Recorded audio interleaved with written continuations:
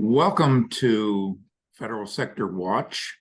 Today's episode deals with efforts on the part of the Trump administration to change the footprint of employment in the federal government. That's another way of saying to fire a lot of federal employees, and also to roll back the rights of unions and workers in the federal sector as he pursues his agenda on the domestic front.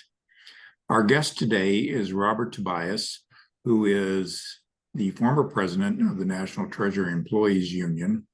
He's also been a professor at American University in public policy, teaching classes on the public sector for executives in that program. I'll ask him to just say a few things about himself, and then we'll proceed to a few questions about the impact of Trump's efforts recently on federal workers, particularly those involving workers that are represented by the Treasury Employees Union, but also more broadly. So, Bob, welcome to the show. It's very nice to be with you, Marick. We've worked together in the past, and I look forward to our time together today. Tell us a little bit about the role you played as head of the National Treasury Employees Union. You have a long history with that union. You were general counsel, and I think I met you first. I was a doctoral student in the early 1980s. I think it was on or about the time of the PATCO strike, if I recall. And you were one of the first persons that I interviewed for my dissertation, which was on federal employee unions. But tell us a little bit about the role that you played in that capacity and the kinds of challenges a person in that situation has today under Trump. Well, my history with the union was 31 years from 1968 to 1999. And over that period of time, I started out strictly adversarial, knock them down, gouge their eyes out, win the cases approach. And over time, I learned that that might address the problems of one person or two persons, but not all people grievances addressed. And more importantly, I was unable to include union members in making the workplace better, which led to my evolution and support of collaborative labor management relationships, creating collaborative relationships during the Clinton administration. And I learned that collaborative labor management relationships are really great for everybody. They're great for managers because employees are included, involved, energized, provide information that managers could never figure out about how to solve problems. So managers increase productivity as a result of collaborative labor management relations. Union members get to participate and have an impact. They have traction to solve problems that drive them absolutely crazy. And union leaders are able to include and involve their members and increase their membership. So that's, in my view, the sort of high point in labor management relations in the federal sector during that period of time. So what we're facing today is a president who is not really interested in engaging with federal employees at all, under any circumstances. Rather, what he seems to be interested in doing, as Russell Hoyt, the director of OMB, said, create federal employee trauma, create federal employee fear. And when they're afraid, the assumption is they'll be obedient. They'll do what they're to do. And I think at a stage right now where there's paralysis, they're not doing much of anything because they're afraid. They're trying to survive and they're trying to figure out what they should do. They're trying to figure out how they should please. But even if transition ends, I think the president not really interested in engaging employees, and as a result, he will not get the potential. He will not unlock productivity that's available to him and to every single president of the United States. So I think he's heading down the wrong path. I think he's not doing his job, which is to maximize the delivery of public service. That's his job. And he's behaving in a way that's antithetical to achieving that goal. Well, let's talk about two areas where he's taken some strong executive actions through orders and memoranda issued either by himself or through his agents at OPM or OMB or jointly between the two. With regard, number one, probationary employees, and I'm certain that you've seen the reports that estimates are indeterminate about the number of employees that have been impacted by these firings, but they're in the thousands, and also plans to implement reductions in force, which were due, I believe, to the Office of Personnel Management a few days ago to make wider spread layoffs across agencies. To your knowledge, how has the membership of the NTEU been affected by this? Are the agencies that they work for, I know that the IRS, for example, is not a particular darling of the Trump administration. Well, the Internal Revenue fired 7,500 probationary employees. My belief is that because they all received the same message saying they're being discharged for performance. And yet the message came from the Office of Personnel Management, who often spelled their names wrong, let alone knew who they were. So there was no consideration of performance. It was merely to exempt them from the rules. The rules say discharged, but they have to know why they were discharged. And in this case, the discharge notice was a lie. So I believe they're going to be reinstated. But the damage has been done because these people can't wait around to, for all the litigation to occur. They might 6 months or 8 months get back pay. They've moved on in their life. And keep in mind, these are people who were in 2023 and 2024. And as a result of the answering telephones, more people to answer more phones went from an answer rate of 10% to an answer rate of 87% in 2024. And these new auditors, these brand new auditors, 5,000 of them, collected 100 billion additional dollars in 2024 over what they collected in 2023. So this is a money-making venture. We often hear government should be run like a business, but no business would fire the people who are generating revenue. And yet, even before the election, Elon Musk says, I can't wait to hit the delete button on IRS. So this is once again, not an example of delivering public service. This is an example of inhibiting the delivery of public service by getting rid of the people who produce the revenue. This is really an effort, don't you think, to change the role of government in society, to dramatically reduce it, to reduce employment, and to reduce regulation, and to reduce spending, and to the extent to which they can do it by executive fiat, they're going to do that rather than go through the process of changing policy and saying, we don't really need certain policies, and therefore we don't need the programs to implement them. That's a harder lift, but that's probably the way you go about making more substantial reductions in government if you really want to. There's only about $500 billion in compensation in the federal sector. And if you cut 20% of that or 30% of that, you're still going to have huge deficits. and you're not going to really impact the debt that much. So this is an effort to really go after, I think, for public appeal government, and instead of in an incisive way going about to make it more efficient. And everybody knows it can be made more efficient.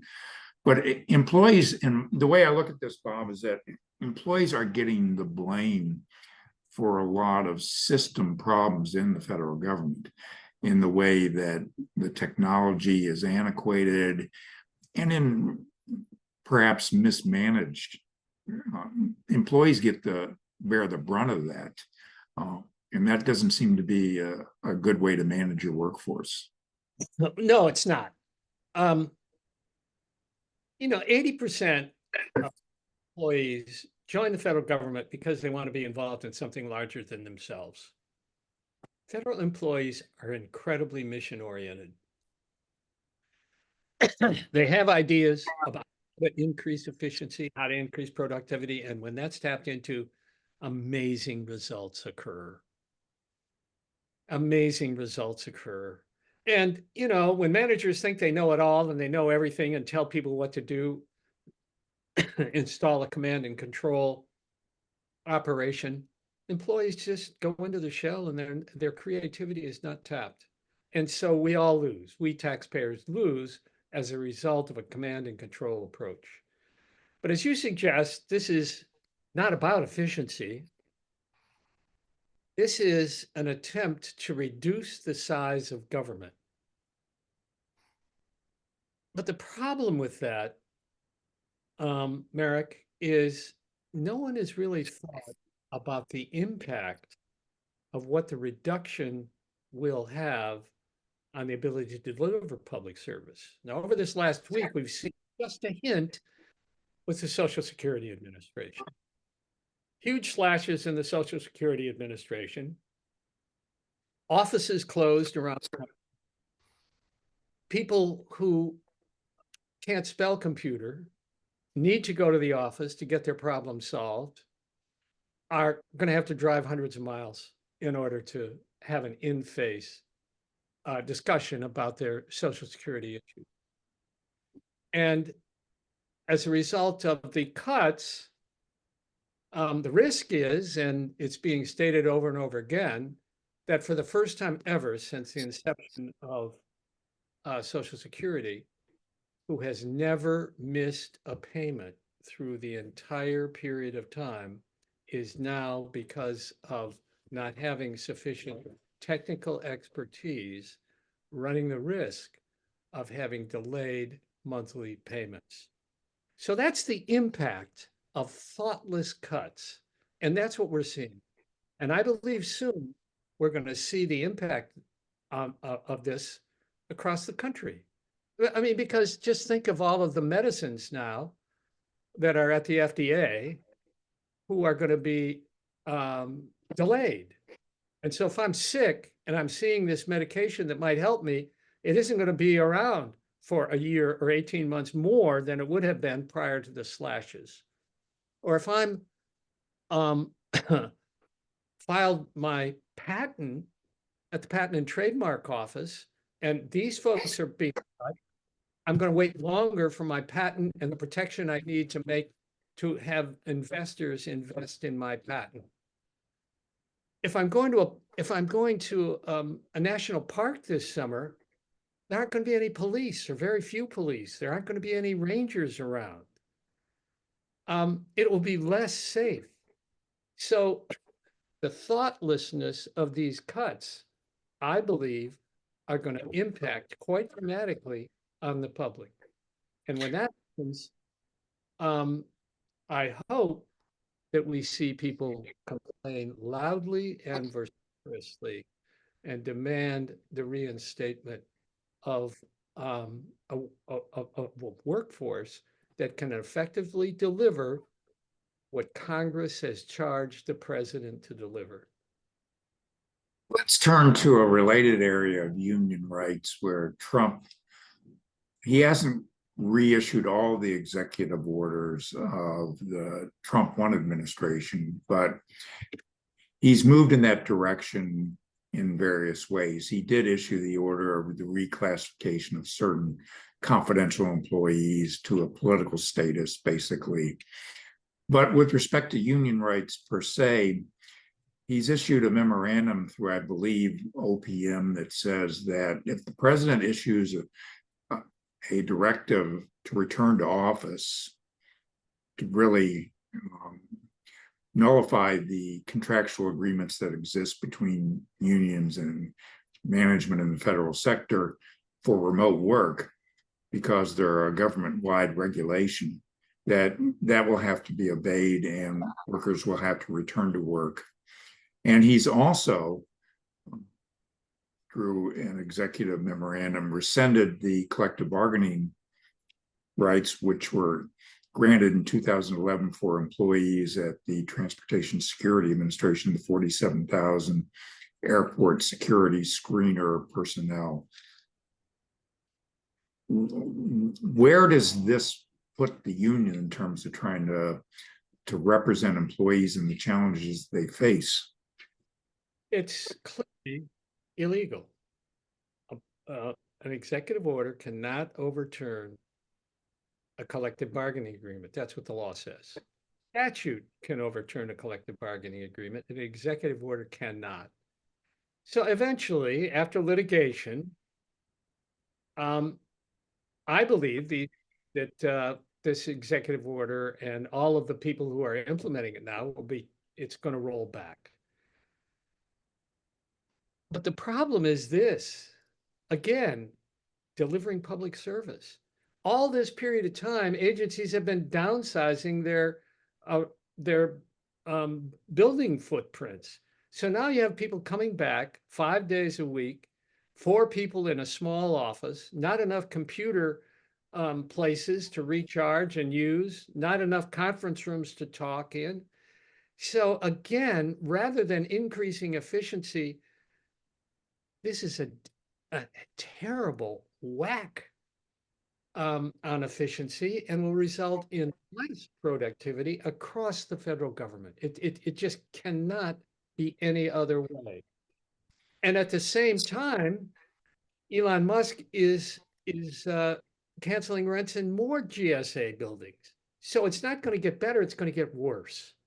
So yeah, part of the multi-pronged approach that the Department of Government Efficiency is using is not only reduce employment, but reduce the real estate footprint.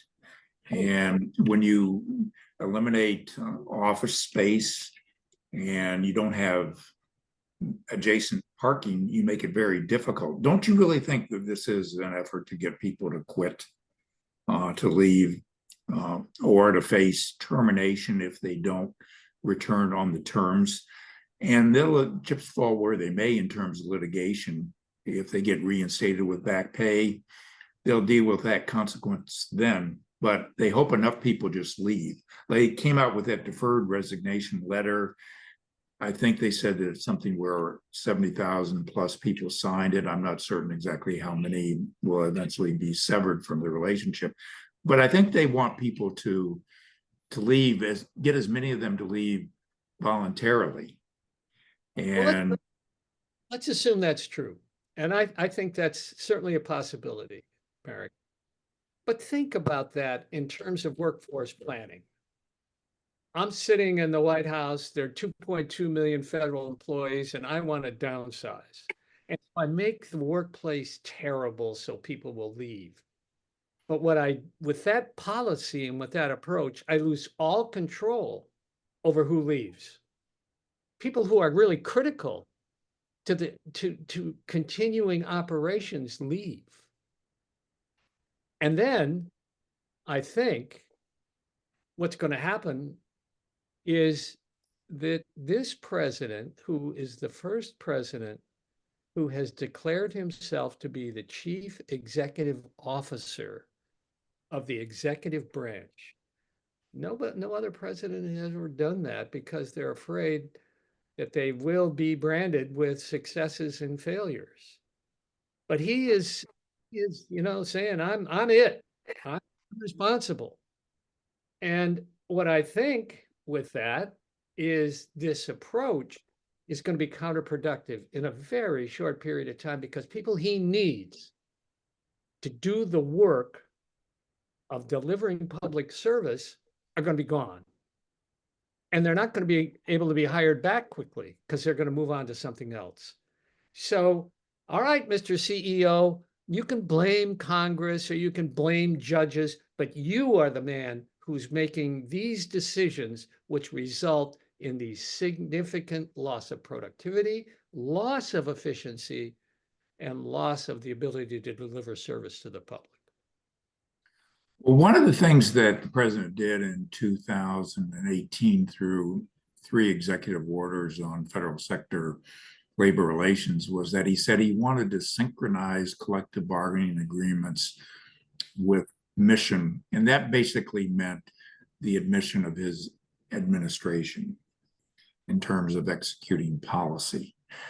I think that he wants to do that again. And there was legislation, I believe, and you pointed this out to me, that was being marked up in the House Government Oversight Committee yesterday, called the Presidential Management Accountability Act, which would give the president the authority to nullify any provision of a collective bargaining agreement that he thinks is inconsistent with the spirit and letter of his administration policies. With that kind of a situation, why would anybody want to negotiate a contract in the current climate with the administration for fear that it would be, in effect, almost randomly nullified? You know, the essence of collective bargaining is that for those things that are mandatorily negotiable, the parties have to agree to resolve all issues within that scope of bargaining. And the idea is that through that collective effort, grievances get resolved, unfair labor practice charges get resolved, problems around productivity get resolved in the context of collective bargaining. Now, if someone can sit in the White House who has no idea about what gave rise to the language in that agreement, can say, well, that's nullified. That's contrary to the idea of employees engaging with those who are leading them and solving problems. Now, this idea of somehow his policies don't get implemented or unions get in the way of that, that's just nonsense. There's a very broad management rights clause that gives the president the ability to create policies that are not covered by collective bargaining agreement. And that's it. There's no right to negotiate. But he wants to go beyond that, because I think that this is a man who wants total control or seeming total control over every facet of what happens in the workplace. And if you can imagine that hubris, to think that you can manage 2.2 million workers from the White House, nonsense, can't happen.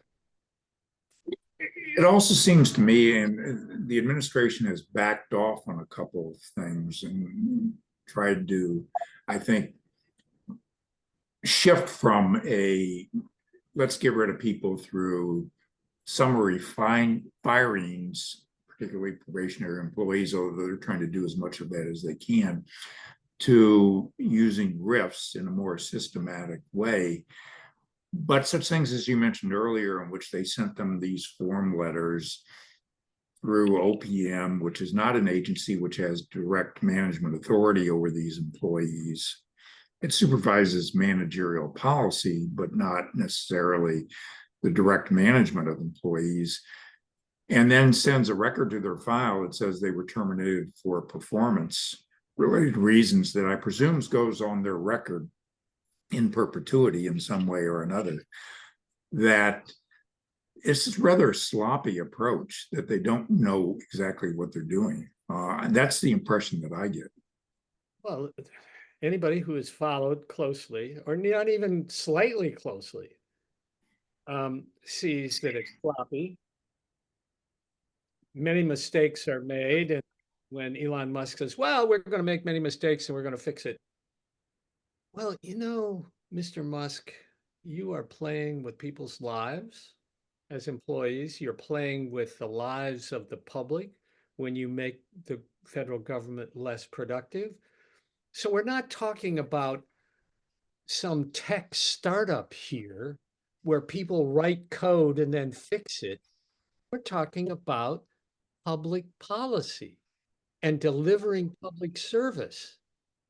If he goes broke, who the hell cares? But if his decisions make it impossible to deliver Social Security checks, millions, hundreds of millions of people are affected. So the stakes are high, and he's already failed to really think about the consequences of what he has done and what he is doing. Well, you're an attorney who's had a lot of experience in this area. Do you think that the president was in his rights to rescind the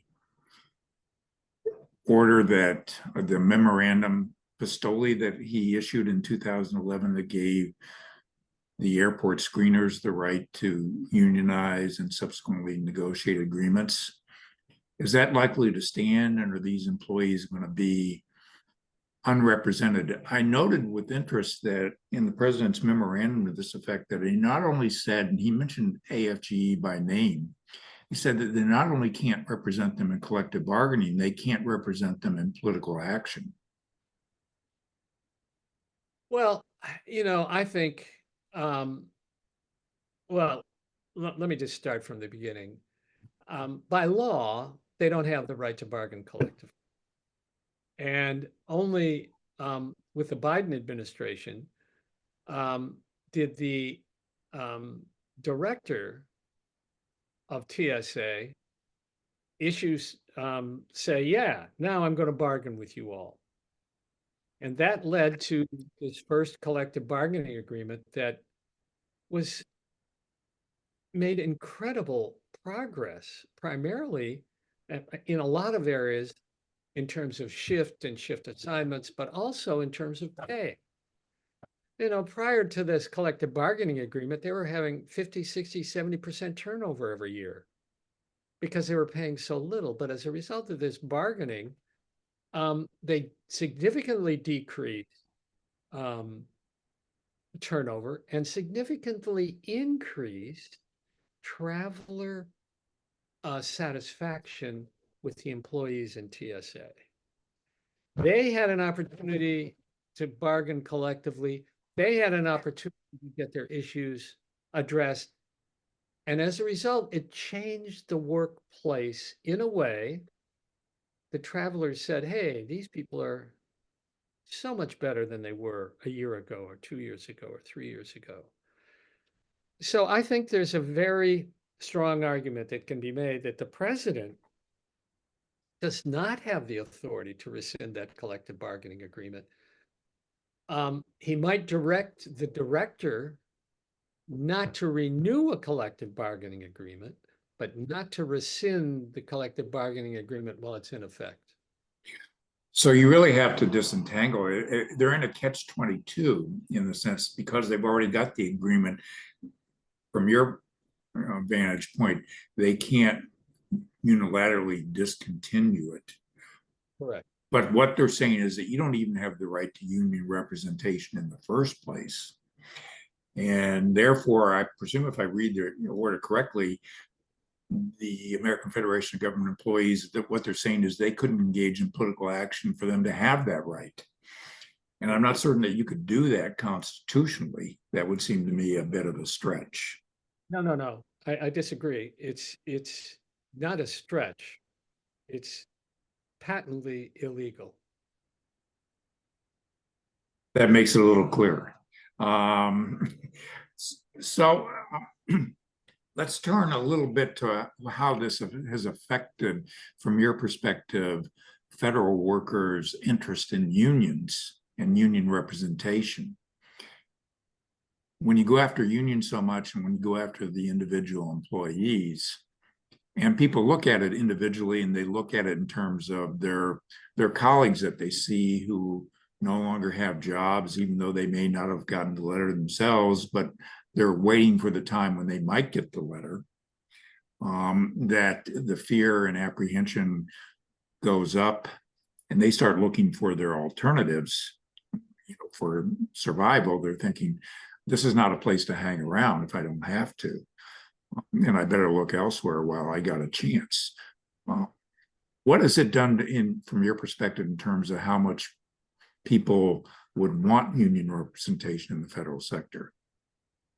Well, in talking with the three largest unions, AFGE, NTEU, and NFFE, they have never had the dramatic increase in membership applications that they have experienced since Trump was elected. Huge increases in membership. So the workplace, uncertain workplace, has driven people to join unions in record numbers.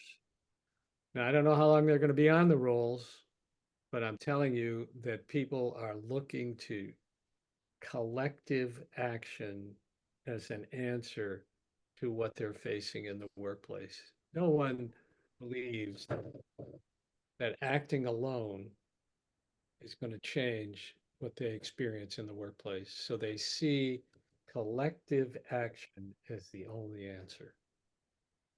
What are the limits to such collective action, Bob? Is it protesting in front of buildings when you're not at work, not during working hours, when you listen to speakers from the union side and outside, people come in to register their support for the union workers? Or is it something beyond that you're thinking about? Well, I think that picketing, I think making noise, I think petitions, I mean, showing up in congressional offices, keeping this issue front and center is critically important. I don't think that one event is going to make a difference, but I think that reinforcing what people are seeing on TV, telling personal stories about the impact of their not working on the public, I believe that that is going to make a difference over time. I think it's easy to get discouraged. It's easy to say, I don't see an automatic turnaround, but this has to be a longer term approach and a recognition that resistance being front and center to the public is critically important. I look at this from the Trump administration's perspective as a set of policies which are really antithetical to the things that it got elected. It ran heavily on a working class kind of ethos. It wanted to represent the working class, the forgotten American, bring back American manufacturing, America first, and elevate the pay of workers, criticizing Biden economics for having high inflation that ate into the pay of your typical worker. And yet his policies in the federal sector are front and center anti-worker, and they are not only anti-worker in substance, but the way they promote them, it seems to me like they go out of their way to make scurrilous attacks on federal workers that would undercut your base of support, because they're running the show like it's The Apprentice. And if you don't do what we say, we're going to fire you. and it's going to be summary, and we'll just manufacture a reason as to why we fired you. It doesn't matter whether it's legitimate or not, but you're going to be fired, and you can take your shot at getting your job back at some point in time in the future if you want to, but that's costly for the individual employee. That's not an easy proposition. It's a very exacting one that can end up costing them a lot of money in terms of representation if they have to pursue something in addition to union representation in this regard. But what do you think, your challenges in trying to get the public more on your side? You see these polls which indicate that workers want the size of government cut. It's easy to attack the federal government. They've convinced people that you're overpaid and underworked, and therefore there's so much fraud, waste, and abuse in the system that makes it okay to go after people's jobs and en masse impose reductions of force and firings. Well, I think there is a percent of the population, Marick, who believes that federal employees are sloths at the trough and ought to be fired. We ought to have a smaller government. And those people, I think they're going to have to experience the impact of these discharges to recognize that mistakes are being made. But I think there are another group of people who recognize that, if I don't value the work of the people that I'm leading, if I'm the leader and I look at 2.2 million people that I'm supposed to be leading and I call them all corrupt,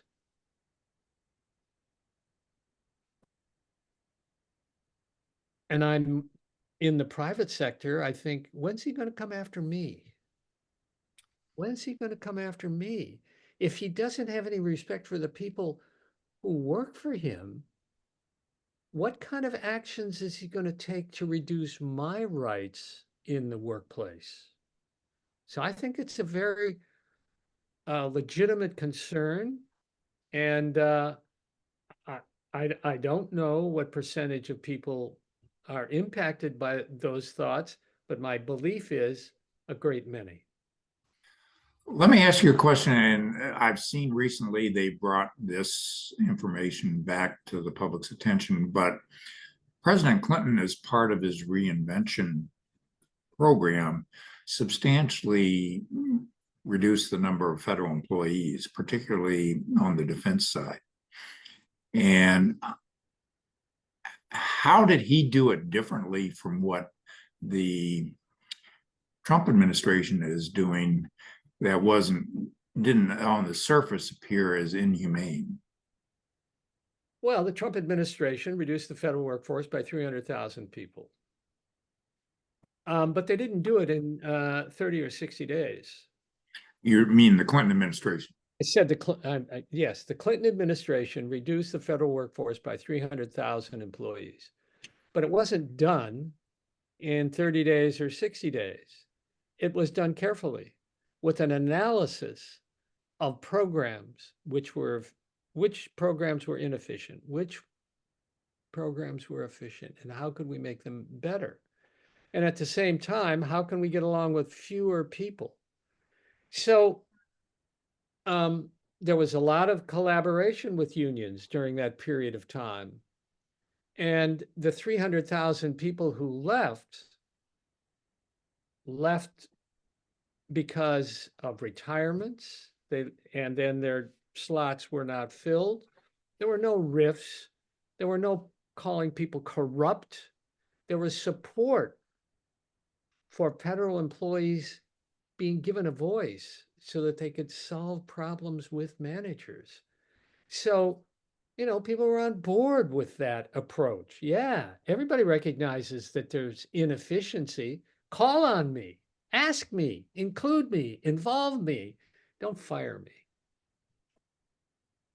Yeah, it seems to me that the system that has emerged in the federal sector, certainly any organizational system, particularly one in the public sector, is uh, amenable to improvement. But federal employees really do the work that has been required by the Congress and the president to serve the American people, and they've been hired for that purpose. And then all of a sudden, they're being the ones that are singled out as the blame.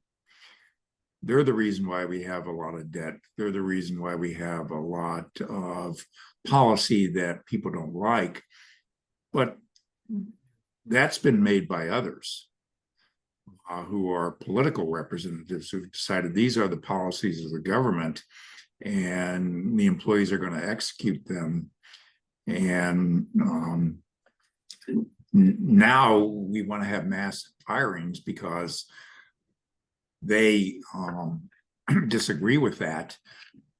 And I think that they're moving in a situation where they're going to end up not being able to achieve their objectives because they're going to be overruled by the courts or blocked to a large extent, but they're going to have created so much bad will for being able to achieve relatively little that if they'd done it more thoughtfully, like the Clinton administration did, they would have been able to achieve a lot more if they really wanted to reduce the footprint. Because they could reduce the real estate footprint by having rational remote work policies. Correct. You know, it's kind of ironic. Here's President Trump who says, thumps his chest and says, I want my policies implemented. I want my policies implemented. Okay, okay, you're the president. You get to have your policies implemented. Everybody says, you know, we take a oath to the Constitution and, you know, your policies, we'll write regulations to support your policies. But don't blame me, Mr. Trump, for the regulations of past administrations. I did what I was told. I wrote the regulations that that president wanted. That's not my fault. I'm doing my job of writing the regulations that the prior administrations wanted. Now, I will write the regulations that you want. So don't accuse me of being corrupt. Don't accuse me of or blame me for the prior regulations. I'm a career federal employee. I follow what the president asks me to do. Shouldn't get punished for doing my job, for doing my work, as you are trying to do now. I'd like to conclude by asking you if there are any thoughts you would like to share to federal workers in general about how they should feel about their work situation now and how they can remain as committed as possible to doing their work, which is important in terms of serving the American people. So Marick, I was president of NTEU for 31 years.